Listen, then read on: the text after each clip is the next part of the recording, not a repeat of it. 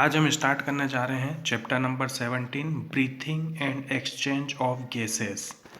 जैसा कि आप पहले से जानते हैं कि जो ऑक्सीजन होती है वो ऑर्गेनिज्म के अंदर जो सिंपल मॉलिक्यूल्स होते हैं जैसे कि glucose, amino acids, fatty acids, इन सबको ब्रेक डाउन करती है और वेरियस टाइप की एक्टिविटीज़ के लिए वहाँ पर एनर्जी को प्रोवाइड कराती है।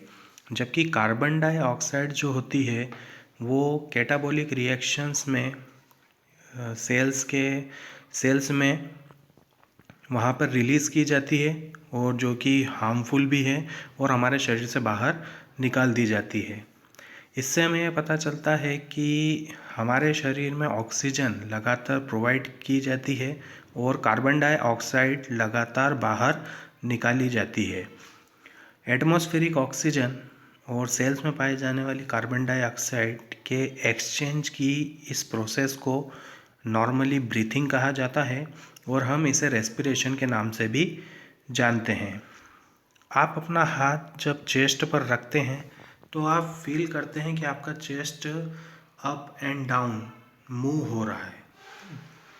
You know that it is due to breathing. क्या आप जानते हैं ये ब्रीथिंग की वजह से होता है। हाउ डू वी ब्रीथ, हम कैसे सांस लेते हैं, तो हम आगे के सेक्शन में इसकी स्टडी करेंगे कि किस प्रकार से हम सांस ले पाते हैं। तो हमारा जो अगला टॉपिक है वो है रेस्पिरेटरी ऑर्गन्स, कि रेस्पिरेशन के लिए किस किस टाइप के ऑर्गन्स यहाँ पर पाए जाते हैं।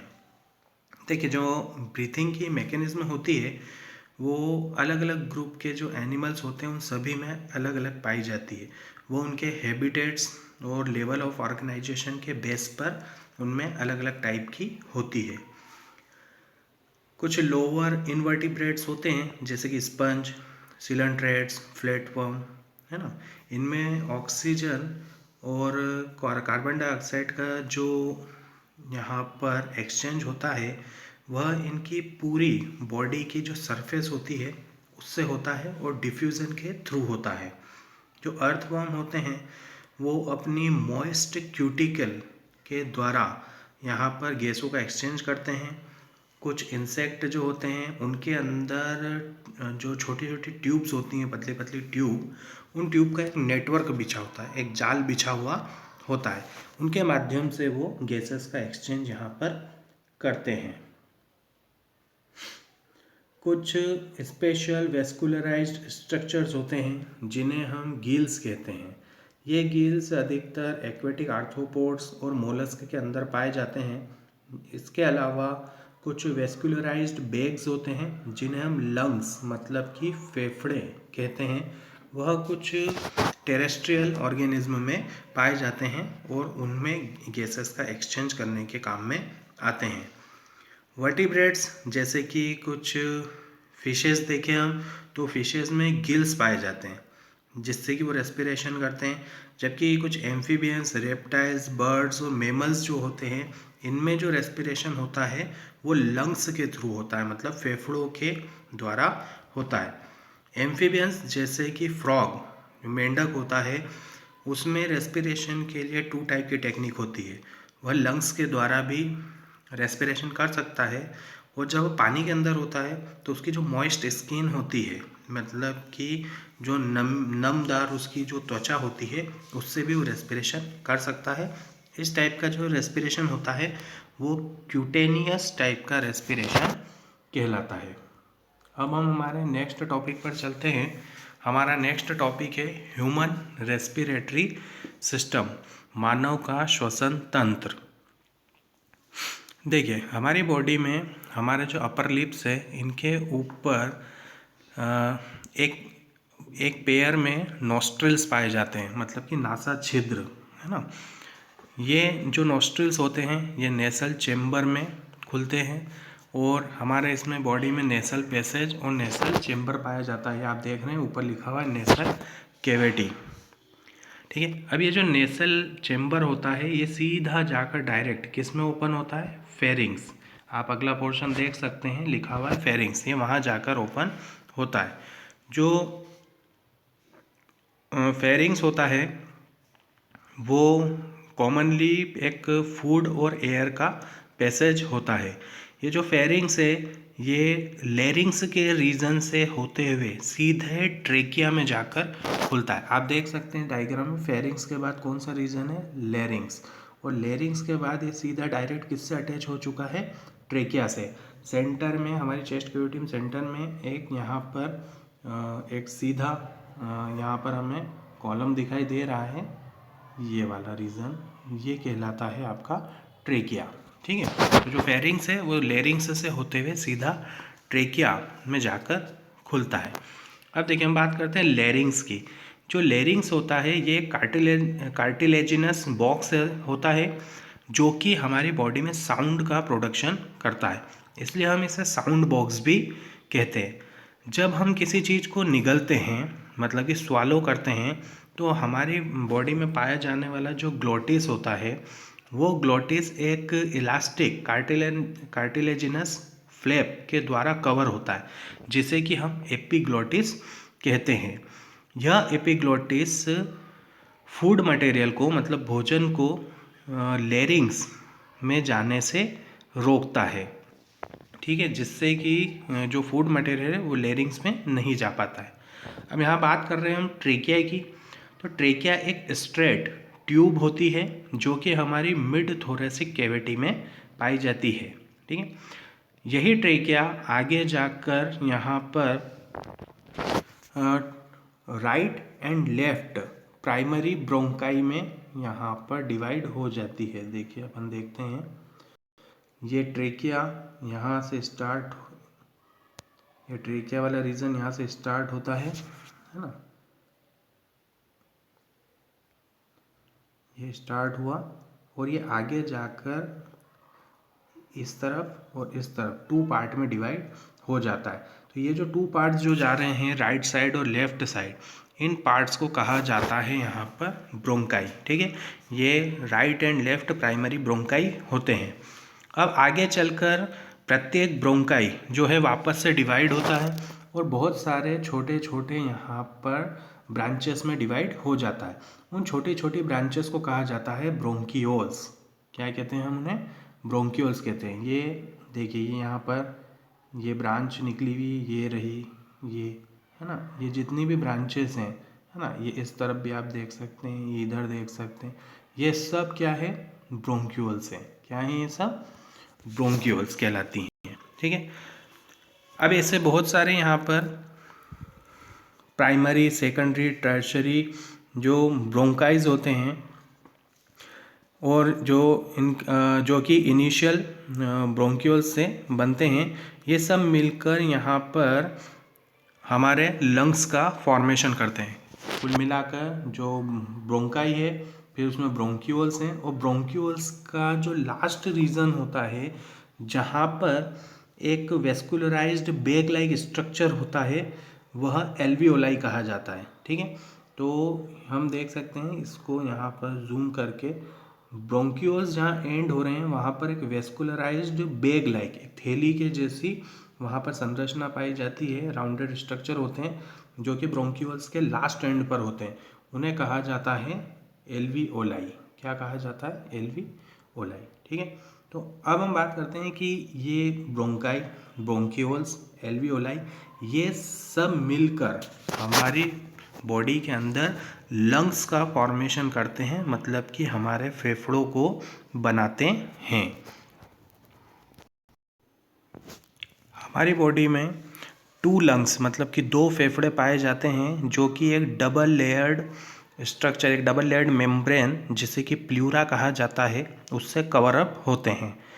ये जो डबल मेम्ब्रेन प्लूरा होती है, इन डबल मेम्ब्रेन के बीच के स्पेस में एक फ्लूइड पाया जाता है, उस फ्लूइड को प्लूरल फ्लूइड कहा जाता है। यह जो है लंग्स की सरफेस पे जो फ्रिक्शन होता है उसे रिड्यूस करता है। जो आउटर प्लूरल मेम्ब्रेन होती है वह थोरेसिक कैविटी के क्लोज कांटेक्ट में होती है, जबकि इनर प्लूरल मेम्ब्रेन जो होती है वह लंग्स की सरफेस के क्लोज कांटेक्ट में होती है। The part starting with the external nostrils up to the terminal bronchioles constitute the conducting part, whereas the alveoli and their duct from the respiratory or exchange part of the respiratory system। देखिए हमारे यहाँ पर जो ये external nostrils हैं, यहाँ external nostril से start होता है ये पार्ट, और ये पूरा हिस्सा जो कि ब्रोंकियोल्स तक जाता है, ये सब मिलकर बनाते हैं हमारी बॉडी का कंडक्टिंग पार्ट, जहाँ पर एयर का वहाँ पर एक्सचेंज मतलब कंडक्शन होता है, वहाँ तक एयर आती है। जबकि एल्वियोलाई और उसकी जो डक्ट होती है, मतलब कि ये एल्वियोलाई और उसकी जो डक्ट हैं, ये यहाँ पर बनाती है एक्सचेंज पार्ट हमारे रेस्पिरेटरी सिस्टम का। देखिए जो हमारा कंडक्टिंग पार्ट होता है वह एटमॉस्फेरिक एयर को एल्वियोलाई तक ट्रांसपोर्ट करता है, और इस ट्रांसपोर्ट के दौरान जितने भी फॉरेन पार्टिकल्स होते हैं, मतलब जो बाहरी कण होते हैं, वो सब ये यहाँ से हटा देता है और एयर को हमारी बॉडी के टेम्परेचर के अकॉर्डिंग लेकर आता है। जो एक्सचेंज पार्ट होता है वह एक्चुअल ऑक्सीजन और कार्बन डाइऑक्साइड के डिफ्यूज़न का पार्ट होता है, जहाँ पर ब्लड और एटमॉस्फेरिक एयर जो है वो उस एक्सचेंज वाले पार्ट में वहाँ पर एक्सचेंज हो जाती है। जो लंग्स होते हैं वो थोरेसिक चेम्बर, जो हमारा थोरेसिक चेम्बर होता है उसके अंदर स्थित होते हैं, जो कि एनाटॉमिकली एयर टाइट चेम्बर होता है। जो थोरेसिक चेम्बर होता है वो डॉर्सल सरफेस से एक वर्टिब्रल कॉलम और वेंट्रल सरफेस से स्टर्नम के द्वारा घिरा होता है। मतलब जो डॉर्सल सरफेस होती है वहाँ पर एक वर्टिब्रल कॉलम, मतलब हम कह सकते हैं हमारी बैकबोन, और जो वेंट्रल सरफेस होती है उस पर हमारी जो रिब्स केज होती है, उस रिब्स केज का जो जुड़ाव का आगे का हिस्सा होता है, एक छोटी सी बोन होती है जिससे आके सारी रिब्स आगे की ओर जुड़ती है, जिसे हम स्टर्नम कहते हैं। उस स्टर्नम पर वहाँ पर वो रिब्स जुड़ी हुई होती है। लेटरल साइड में देखें तो रिब्स का एक केज होता है, और जो लोअर साइड होती है, नीचे की जो साइड होती है, वहाँ एक डोम शेप्ड मसल्स का बना हुआ स्ट्रक्चर होता है जिसे कि डायफ्राम कहते हैं। तो थोरेसिक चेम्बर में डॉर्सल सरफेस पर वर्टिब्रल कॉलम, वेंट्रल सरफेस पर स्टर्नम, लेटरल साइड्स पर रिब्स, और जो लोअर साइड होती है उस पर एक डोम शेप्ड डायफ्राम वहाँ पर होता है, और इन सब से मिलकर थोरेसिक चेम्बर का यहाँ पर फॉर्मेशन होता है। देखिए जब एनाटॉमिकल सेटअप लंग्स का ऐसा होता है कि जब थोरेक्स की कैविटी के वॉल्यूम में थोड़ा सा चेंज होता है तो लंग्स मतलब कि जो पल्मोनरी कैविटी है उसमें उसके वॉल्यूम में भी वहाँ पर चेंज होता है। Respiration involves the following steps. Respiration में कुछ स्टेप्स होती हैं जो हम आपको यहाँ बता रहे हैं। देखिए जो ब्रीथिंग होती है, मतलब कि जो सांस लेने की प्रोसेस होती है, उसमें एटमॉस्फेरिक जो एयर होती है वो शरीर के अंदर जाती है, और सेल से बनने वाली जो कार्बन डाइऑक्साइड होती है वह शरीर के बाहर निकलती है। गैसेस का जो डिफ्यूज़न है, मतलब कि ऑक्सीजन और कार्बन डाइऑक्साइड का जो डिफ्यूज़न है वो एल्वियोलर मेम्ब्रेन के अक्रॉस होता है। Transport of gases by the blood, जितनी भी गैसेस होती हैं वो ब्लड के द्वारा ट्रांसपोर्ट करती हैं। ब्लड और टिश्यू के बीच में ऑक्सीजन और कार्बन डाइऑक्साइड का डिफ्यूज़न होता है। ऑक्सीजन का यूटिलाइजेशन यहाँ पर हमारी बॉडी की सेल्स करती हैं जो कि कैटाबॉलिक रिएक्शन करती है, और उस कैटाबॉलिक रिएक्शन के रिज़ल्ट में वहाँ पर CO2 रिलीज़ की जाती है, और वह CO2 जो है फिर हमारे शरीर के बाहर भेज दी जाती है। तो ये रेस्पिरेशन के कुछ ऐसे पॉइंट्स थे, कुछ स्टेप्स थे जो यहाँ पर कंडक्ट होते हैं। अब हम बात करते हैं यहाँ पर मैकेनिज्म ऑफ ब्रीथिंग, कि ब्रीथिंग की मैकेनिज्म क्या होती है, कैसे सांस ली जाती है। देखिए ब्रीथिंग में 2 स्टेज इन्वॉल्व होती है, एक होती है इंस्पायरेशन और दूसरी होती है एक्सपायरेशन। इंस्पायरेशन की जो प्रोसेस होती है उसमें एटमॉस्फेरिक एयर जो होती है वो बॉडी के अंदर आती है। जबकि एक्सपायरेशन में क्या होता है कि जो सेल्स से निकलने वाली कार्बन डाइऑक्साइड होती है वो एल्विओलर जो रीजन होता है वहाँ से होते हुए शरीर के बाहर कर दी जाती है। इसका सीधा सा मतलब है कि इंस्पायरेशन में जो गैस होती है, जो एयर होती है वो अंदर ली जाती है। एक्सपायरेशन में जो गैस होती है, जो एयर है, वो बाहर निकाली जाती है। देखिए, एयर का जो मूवमेंट होता है, मतलब जो हमारे लंग्स में एयर का मूवमेंट है इन एंड आउट, ये यहाँ पर लंग्स और एटमॉस्फेयर के बीच में एक प्रेशर ग्रेडियंट क्रिएट होने की वजह से होता है। जब यह प्रेशर ग्रेडियंट क्रिएट होता है तो ही लंग्स और एटमॉस्फेयर के बीच में तब जाकर जो एयर है वो इन और आउट होती है।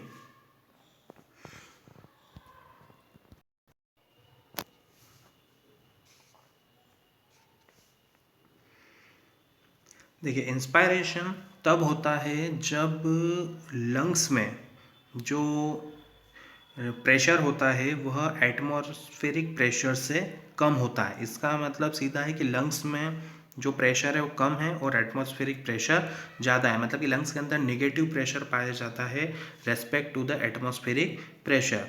तब जाकर यहाँ पर इंस्पायरेशन की प्रोसेस होती है। और एक्सपायरेशन की प्रोसेस में लंग्स के अंदर जो प्रेशर होता है वो प्रेशर हाई होता है, जबकि एटमॉस्फेरिक प्रेशर जो है वो लो होता है। तो ये दोनों एक दूसरे के अपोजिट चलने वाली प्रोसेस यहाँ पर होती है।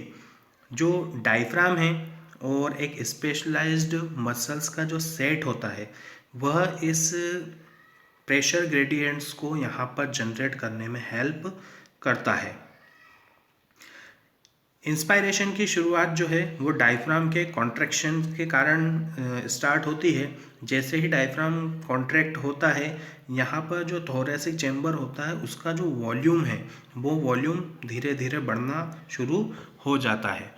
और इसके अलावा जो इंटरकोस्टल मसल्स होती हैं, एक्सटर्नल इंटरकोस्टल मसल्स जो पाई जाती हैं, उनमें जब कॉन्ट्रैक्शन होता है, ये वो मसल्स हैं यहाँ पर एरो के माध्यम से ये दिखाई गई है। ये मसल्स जो हैं ये ऊपर की ओर उठ रही हैं। जब इनमें कॉन्ट्रैक्शन होता है तो ये क्या करती है, रिब्स और जो स्टर्नम होते हैं, है ना, ये जितनी भी लाइनें आपको दिख रही है ये सब रिब्स है। और ये सेंटर में जो यहाँ बोन दिख रही है वो स्टर्नम है। तो ये जैसे ही मसल्स कॉन्ट्रैक्ट होती हैं तो इनके कॉन्ट्रैक्शंस की वजह से जो रिब्स होती हैं और जो स्टर्नम का पार्ट होता है वो क्या होता है, ऊपर की ओर खिंच जाता है। और जैसे ये ऊपर की ओर खिंचता है तो जो थोरेसिक चैम्बर होता है वो थोरेसिक चैम्बर यहाँ पर फैलना शुरू होता है। और जैसे ही थोरेसिक चैम्बर यहाँ पर फैलता है तो उस थोरेसिक चैम्बर से ही जो लंग्स होते हैं वो मसल्स के द्वारा वहाँ पर अटैच होते हैं। और उसी प्रकार जैसे ही थोरेसिक वॉल्यूम बढ़ता है तो जो लंग्स का वॉल्यूम है, जिसे हम पल्मोनरी वॉल्यूम कहते हैं, वो वॉल्यूम भी वहाँ पर बढ़ना शुरू हो जाता है, इंक्रीज़ होना शुरू हो जाता है। और जैसे ही यहाँ पर पल्मोनरी वॉल्यूम यहाँ पर बढ़ता है वैसे ही जो पल्मोनरी प्रेशर है या जो लंग्स का प्रेशर है वो प्रेशर डिक्रीज़ होना शुरू हो जाता है। क्योंकि जैसे ही यहाँ पर जगह बढ़ेगी, वॉल्यूम बढ़ेगा, प्रेशर जो है वो कम हो जाता है और एटमॉस्फेरिक प्रेशर जो है वो ज़्यादा हो जाता है। और जैसे ही एटमॉस्फेरिक प्रेशर ज़्यादा होता है तो जो आउटसाइड एयर होती है वो डायरेक्ट हमारे लंग्स में एंटर हो जाती है और ये प्रोसेस कहलाती है इंस्पायरेशन।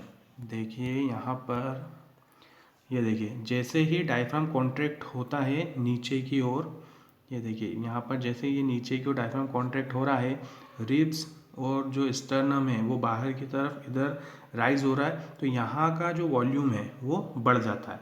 और यहाँ का वॉल्यूम बढ़ने के कारण प्रेशर जो है वो कम हो जाता है। तो बाहर का जो प्रेशर है वो बढ़ता है, बाहर के प्रेशर के कारण एयर जो है वो अंदर यहाँ पर एंटर हो जाती है।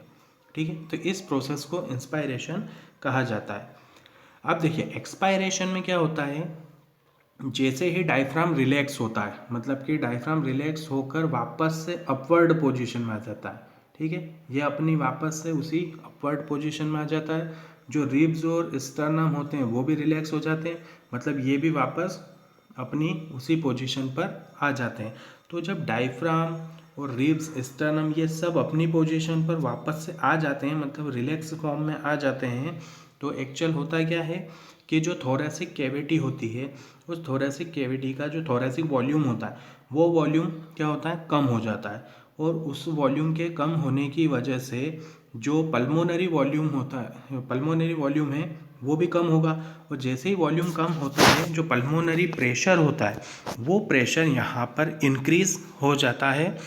किसके कंपैरिजन में, एटमॉस्फेरिक प्रेशर के कंपैरिजन में। तो जैसे ही लंग्स में प्रेशर बढ़ा तो बाहर एटमॉस्फेरिक प्रेशर जो है वो कम हो जाता है। तो यहाँ प्रेशर बढ़ने के कारण ये जो गैस है ये सीधी एटमॉस्फेयर में बाहर निकाल दी जाती है। ठीक है, क्योंकि यहाँ पर रिब्स और स्टर्नम भी अपनी उसी अवस्था में आ जाती है, डायफ्राम भी रिलैक्स कंडीशन में आ जाता है। तो जो थोरेसिक वॉल्यूम है वो डिक्रीज हुआ, पल्मोनरी वॉल्यूम डिक्रीज हुआ, और जैसे ही वॉल्यूम डिक्रीज होगा इसका जो पल्मोनरी प्रेशर है, मतलब लंग्स का प्रेशर है वो बढ़ा, और यहाँ पर प्रेशर एटमॉस्फेरिक प्रेशर से ज़्यादा हो जाता है। और जैसे ही ये प्रेशर ज़्यादा होता है गैस जो है वो यहाँ से बाहर निकाल दी जाती है। इस प्रोसेस को कहा जाता है एक्सपायरेशन।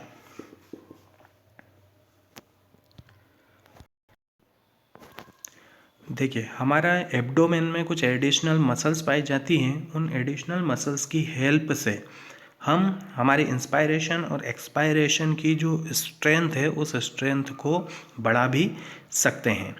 ठीक है, on an average a healthy human breath 12 to 16 times पर मिनट। एक स्वस्थ मानव की जो ब्रीथ्स होती है वह 12 to 16 टाइम्स पर मिनट की होती हैं। तो ये आज का हमारा टॉपिक जो था मैकेनिज्म ऑफ ब्रीथिंग, हम इसको यहीं पर ओवर करते हैं। नेक्स्ट टॉपिक लेकर हम आएंगे रेस्पिरेटरी वॉल्यूम्स एंड कैपेसिटीज़। तब तक के लिए good bye, have a nice day.